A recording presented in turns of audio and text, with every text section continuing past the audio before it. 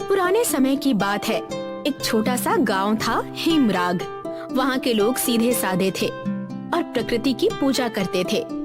गांव में एक 18 वर्षीय लड़का रहता था, आदित्य। वो बाकी बच्चों से अलग था, शांत, गंभीर और हमेशा किसी रहस्य की तलाश में रहता। एक दिन आदित्य अपने दादाजी की पुरानी किताबें देख रहा था। तभी उसे एक टूटे हुए पन्ने पर एक नक्शा मिला जिस पर कुछ मंत्र लिखे थे। अरे ये क्या मंत्र कैसे हैं? ये अलौकिक दरवाजा क्या होता है? उस नक्शे को देख आदित्य का उत्साह बढ़ गया। तभी उसे याद आया कि उसके दादाजी उसे बचपन से ही किसी अलौकिक द्वार की कहानी बताते थे जिसे सिर्फ सच्चा बच्चा ही पार कर सकता था। तो बस अब आदित्य ने तय कर लिया था कि वो इस नक्शे को पढ़कर उस गुफा को ढूंढ निकालेगा। अगली सुबह आदित्य ने नक्शे की बात अपने दोस्त तनय और पाखी को बता दी। क्या अलौकिक दरवाजे की गुफा? मुझे तो विश्वास ही नहीं हो रहा कि ऐसी भी कोई गुफा होती है। हाँ, मुझे भी नहीं, पर आदित्य बोल रहा है तो बात सच ही होगी ना? सच होगी नहीं, सच ही है और मैं उस गुफा को ढूंढ कर निकालूंगा। तो बोलो, इस मिशन में तुम दोनों मेरा साथ दोगे कि नहीं? हाँ, हम जरूर तुम्हारा साथ देंगे। आखिर गांव का रहस्यमय गुफा ढूंढने के लिए बच्चे निकल पड़े। तीनों दूसरे दिन नक्शे के साथ जंगल की ओर निकल पड़े। जंगल घना था और रास्ता कठिन, पर तीनों साहसी थे। घंटों चलने के बाद उन्हें वो गुफा मिली जैसी नक्शे में थी। उसके मुंह पर एक शिलालेख था, जो सत्य, साहस और करुणा से भरा हो वही द्वार पार कर सकता है। अब क्या करें दोस्तों? क्या मतलब क्या करें? चलो अंदर चलते हैं। लेकिन इस पर जो लिखा है उस हिसाब से तो हम तीनों में ये गुण होने चाहिए, तभी हम इसे पार कर सकते हैं। देखो दोस्तों, हम तीनों एक साथ इस रहस्यमय गुफा को ढूंढते हुए आ तो गए हैं। इसका मतलब ये है कि हम साहसी हैं। और रही बात सत्य और करुणा की, तो मुझे लगता है कि ये गुण हम तीनों में है। इसलिए चलो चलते हैं। आदित्य की बातों से तनय और पाखी का हौसला बढ़ा। उस दरवाजे के सामने तीनों दोस्त एक दूसरे का हाथ पकड़कर मंत्र पढ़ने लगे और चमत्कार हो गया। गुफा का दरवाजा खुल गया। तीनों दोस्त अंदर गए और जैसे ही वो अंदर गए, उनकी आंखों के सामने अजीब रोशनी चमकी और एक पल में वो एक नई दुनिया में थे। वहाँ पेड़ बोलते थे, नदियाँ गाती थी और आकाश में 3 चंद्रमा चमकते थे। आदित्य, ये सब क्या है? ये तो बिल्कुल किसी सपने जैसा है। वो तीनों इस जादुई दुनिया को देख ही रहे थे कि तभी उन्हें किसी की आवाज आई। आखिर तुम सब आ ही गए। तुम्हें इस अलौकिक दरवाजे ने ही तो चुना है। अरे ये आवाज कैसी? जैसे ही तीनों ने पीछे मुड़कर देखा तो एक जादुई पेड़ उनसे बात कर रहा था। डरने की जरूरत नहीं है, तुम सब यहाँ सुरक्षित हो। लेकिन आपने ये क्यों कहा कि हमें चुना गया है? क्योंकि इस दुनिया को काल रात्रि नाम का एक भयानक अंधकार निगल रहा है। ये दुनिया पक्षियों और अन्य जीवों के लिए बनाई गई थी, लेकिन काल रात्रि राक्षस ने इस पर कब्जा कर लिया है, जिसकी वजह से ये दुनिया दूषित हो रही है और धीरे धीरे नष्ट हो रही है। क्या सच में? हाँ, लेकिन आज इतने सालों बाद तुम तीनों ने इस दरवाजे को पार किया है। इसका मतलब काल रात्रि का अंत होने को है। तुम तीनों समझदारी और इकट्ठे होकर इस दुनिया को बचा सकते हो। तुम्हें बस उस काल रात्रि की गुफा को ढूंढकर उसे नष्ट करना है। उस जादुई पेड़ की बात सुनकर आदित्य, पाखी और तनय तीनों ही काल रात्रि के गुफा को ढूंढने के लिए आगे बढ़ते हैं। ये रास्ता उनके लिए कठिन था, लेकिन गुफा की ओर निकलने से पहले जादुई पेड़ ने उन तीनों को 3 अलग अलग मंत्र दिए थे, जिससे रक्षा शस्त्र बनाया जाता था। जादुई पेड़ की बात सुनकर आदित्य और उसके दोस्त गुफा की ओर निकल पड़े, लेकिन उन्हें नहीं पता था कि काल रात्रि के सेवक उन पर नजर रखे हुए हैं और किसी भी क्षण उन्हें रोक सकते थे। तभी यात्रा के दौरान एक रहस्यमय लड़की मिली, निशा। उसने कहा कि वो भी उनकी तरह काल रात्रि का अंत करने निकली है। तो तुम्हारा कहना है कि तुम भी हमारे साथ हो? हाँ। लेकिन हम तुम्हें जानते नहीं हैं, फिर हम तुम पर भरोसा कैसे कर सकते हैं? आदित्य की बातों से निशा हड़बड़ा गई। आदित्य को क्या जवाब दिया जाए, उसे कुछ समझ नहीं आ रहा था। उसकी आंखों में आंसू भर गए, जिसे देखकर तने को उस पर दया आ गई और सबको समझाकर अपनी टीम में उसे शामिल कर लिया। तुम सबका धन्यवाद, तुमने मुझे इस टीम में शामिल करके मेरा काम और आसान कर दिया। अरे ऐसी कोई बात नहीं है, तुम अब हमारी भी दोस्त हो, है ना दोस्तों? तने की बात पर आदित्य और पाखी ने हामी तो भर ली थी, लेकिन ना जाने क्यों पाखी को निशा पर शक था। उसे बार बार लग रहा था कि कुछ तो गड़बड़ है। देखते ही देखते दिन बीतते गए और निशा तने के साथ कुछ ज्यादा ही घुलने मिलने लगी, मानो वो उसे अपने जाल में फंसाना चाहती हो। आदित्य, ये निशा तने के साथ कुछ ज्यादा ही घुल गई है ना? हाँ, हमें जरा बचकर रहना चाहिए। पाखी के साथ आदित्य को भी निशा पर शक होने लगा था, लेकिन जिसका डर था वही हुआ। निशा ने तने को अपने वश में कर लिया था। काल रात्रि के गुफा के पास पहुंचने के बाद जैसे ही उन्होंने मंत्र पढ़ना शुरू किया, तने कमजोर पड़ने लगा। उसे चक्कर आने लगे और वो बेहोश हो गया, जिसके कारण काल रात्रि की गुफा खत्म होने के बजाय खुल गई। आखिरकार मेरा काम पूरा हो ही गया। मैंने कर दिखाया। मैंने तुम्हें रोक दिया और काल रात्रि को मुक्त कर दिया। मतलब तुम हो कौन?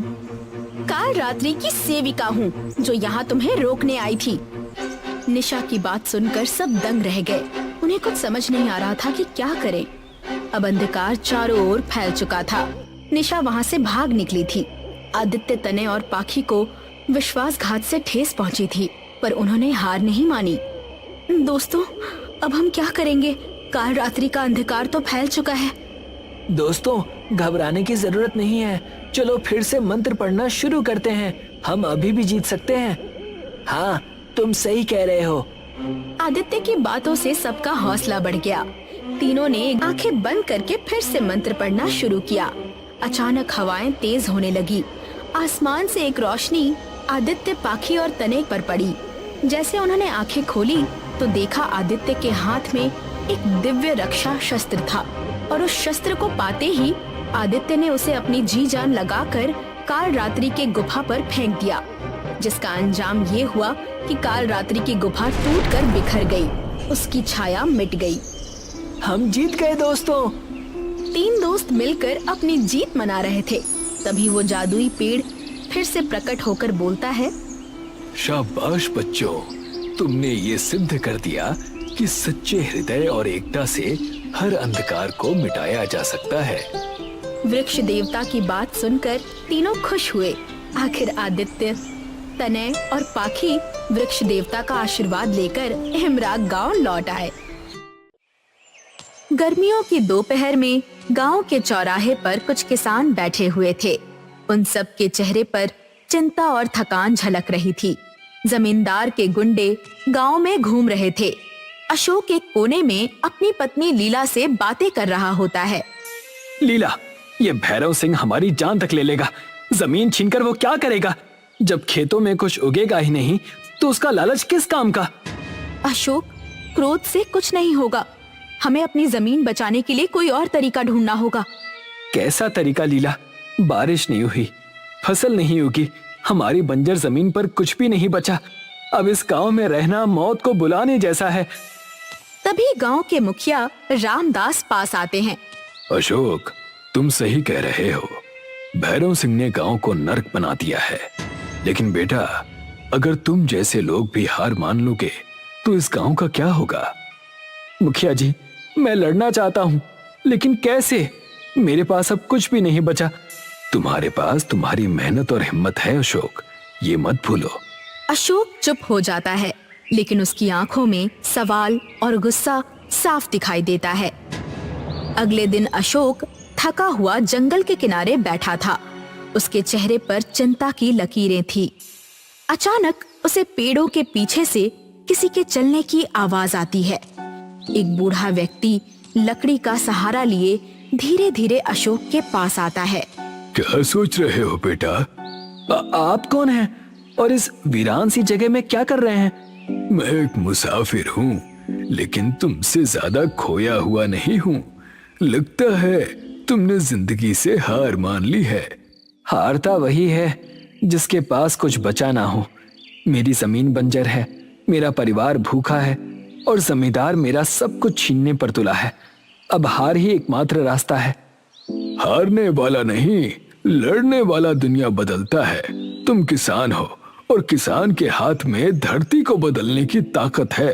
ताकत? मेरी जमीन सूखी है, उसमें कोई ताकत नहीं बची। तो ताकत मैं दूंगा। ये लो, ये 3 बीज, इन्हें अपनी जमीन में बो देना और याद रखना, जो उगेगा वो तुम्हारी किस्मत बदल देगा। बूढ़ा 3 छोटे छोटे बीज अशोक के हाथ में रखता है। ये बीज क्या करेंगे? ये कोई जादू है?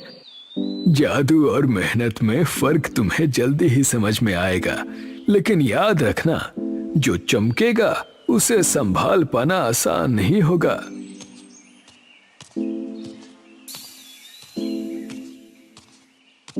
अशोक, वो बूढ़ा कौन है और ये बीज क्या सच में हमारी मदद करेंगे? मुझे खुद नहीं पता लीला, लेकिन इन बीजों को बोने में कोई नुकसान तो नहीं है। शायद ये हमारी आखिरी उम्मीद हो। अगर तुम्हें इन पर भरोसा है तो मुझे भी है। हमारी मेहनत और प्रार्थना से चमत्कार हो सकता है। अशोक और लीला ने बीज बोकर एक दूसरे की ओर देखा। उनके चेहरे पर उम्मीद और डर का मिश्रण था। अब हमें इंतजार करना होगा। ये बीज क्या करते हैं, ये आने वाला समय ही बताएगा। दोनों अपने झोपड़े में लौट आए। सुबह के समय अशोक और लीला खेत की ओर जाने लगे। जैसे ही वो खेत के पास पहुँचे, उन्हें कुछ अजीब सी चमक दिखाई दी। जमीन से छोटे छोटे चमकीले पौधे उगाए। ये पौधे रात के तारों की तरह चमक रहे थे। अशोक, ये क्या है? हमारी जमीन तो बंजर थी, लेकिन ये पौधे कैसे उगाए? ये वही बीज है जो उस बूढ़े व्यक्ति ने दिए थे, लेकिन ये कोई आम पौधे नहीं लगते लीला। ऐसा लगता है जैसे ये आसमान के तारों से जुड़े हों। अशोक, ये चमत्कार है। हमारी जमीन पर रोशनी आ गई है। अब हमारा गांव भी खुशहाल हो सकता है। अशोक और लीला एक पल के लिए खुश हुए। लेकिन लीला, अगर गांव वालों और जमींदार को इसके बारे में पता चल गया तो ये चमक हमारे लिए मुसीबत बन जाएगी। हमें सचेत रहना होगा अशोक, लेकिन सच को ज्यादा दिनों तक छुपाया नहीं जा सकता। अगले दिन गांव के लोग खेत के पास जमा हुए। सभी चमकदार पौधों को देख रहे थे। उनकी आंखों में आश्चर्य और खुशी थी। लेकिन भीड़ के बीच जमींदार के एक आदमी ने ये सब देखा तो वो तुरंत भैरव सिंह को खबर देने दौड़ा। अशोक भाई, ये पौधे कहाँ से आए? ये तो चमत्कारी लगते हैं। अब भाई, ये भगवान की देन है। मैंने बस मेहनत की और ये उगाए। अगर ये पौधे हमारी जमीन पर भी उग जाएं, तो हमारी किस्मत बदल सकती है। अशोक, तुम्हारे खेत ने उम्मीद की नई किरण दिखाई है, लेकिन तुम्हें सावधान रहना होगा। जमींदार तक ये खबर पहुंची तो वो इसे तुम्हारे हाथों से छीन लेगा। अशोक कुछ कहने ही वाला था कि दूर से भैरव सिंह और साथी आते हुए दिखे। भैरव सिंह अपने आदमियों के साथ खेत पर पहुंचा। उसके चेहरे पर क्रोध और लालच का मिश्रण था। उसने खेत की चमकदार पौधों को देखा। तो ये है तुम्हारा चमत्कार अशोक। मेरी जमीन पर ये जादू उगाकर तुमने मेरी आंखों में धूल झोंकने की हिम्मत की। जमींदार साहब, ये जमीन मेरी है। मैंने इसे अपने खून पसीने से सींचा है। इन पौधों पर आपका कोई अधिकार नहीं है। तुम्हारी जमीन? तुम्हारी हिम्मत कैसे हुई ऐसा कहने की? ये पूरा गांव और हर खेत मेरी जागीर है। अब ये चमकीले पौधे भी मेरे हैं। जमींदार साहब, भगवान की देन को कोई इंसान अपनी जागीर नहीं बना सकता। ये पौधे मेहनत और विश्वास का फल हैं। चुप रहो, मैं जो चाहूंगा वही होगा। आज से ये जमीन मेरी है। अशोक, अगर तुमने विरोध किया तो अंजाम भुगतने के लिए तैयार रहना। भैरव सिंह ने अपने आदमियों को पौधों को उखाड़ने का आदेश दिया। अशोक और लीला ने बीच में आकर रोकने की कोशिश की। गांव वाले अशोक का साथ देने आए, लेकिन जमींदार के गुंडों ने हथियार निकाल लिए। जमींदार साहब, ये अन्याय है। गरीबों की जमीन छीनने से आपको कुछ नहीं मिलेगा। मुझे सोना मिलेगा, समझे? ये पौधे कोई आम चीज नहीं है। मुझे इनकी चमक से खजाने की गंध आ रही है।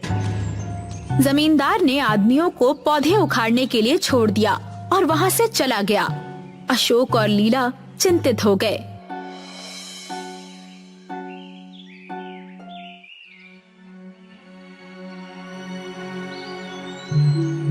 अशोक और लीला घर के आंगन में बैठे थे। दोनों बेहद परेशान थे। बूढ़ा व्यक्ति एक बार फिर उनके सामने प्रकट हुआ। अशोक, मैंने तुम्हें पहले ही चेतावनी दी थी। इन पौधों की चमक केवल तुम्हारी मेहनत का फल नहीं, बल्कि एक रहस्य का द्वार है। कौन सा रहस्य? ये पौधे नक्षत्र लोक का द्वार खोलते हैं। उस लोक में एक खजाना छिपा है, लेकिन लालच से भरे इंसान वहां नहीं पहुंच सकते। अगर ऐसा है तो जमींदार वहां भी पहुंचने की कोशिश करेगा। हमें क्या करना होगा? तुम्हें नक्षत्र लोक का द्वार खोलना होगा, लेकिन याद रखना, जो वहां जाएगा उसे अपने मन की सच्चाई का सामना करना होगा।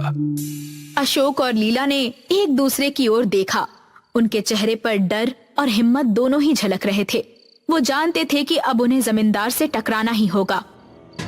बूढ़ा व्यक्ति अशोक और लीला को खेत में ले आता है। पौधों की चमक पहले से तेज हो गई थी, जैसे आसमान पर तारे तेजी से टिमटिमा रहे हों।